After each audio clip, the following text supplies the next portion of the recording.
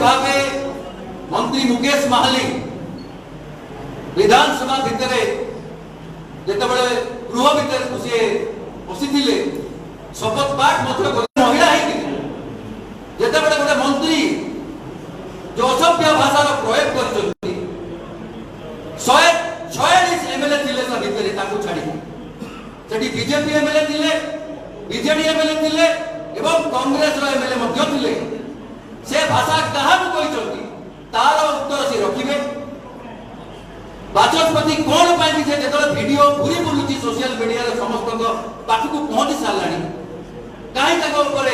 action नि जाए ना तार उत्तर रखा दरकार एवं बाचस्पति should exercise her power and हर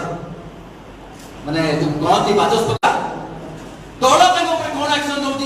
देखा दरकार कारण जदि ये बीजेपी सरकार निजक स्पष्ट कहूँ जदि गोटे आदिवासी मुख्यमंत्री थिला बेले जड़े दलित हक छड़े कि मंत्री पद पहुंची सारी कौन एक्शन नि जाऊँगी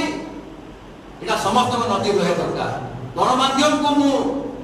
अनुरोध करी आज ये प्रेस कॉन्फ्रेंस एकमात्र प्रेस कॉन्फ्रेंस नुह आगामी दिन में मुकेश महानी विरुद्ध बहुत कथा उठिब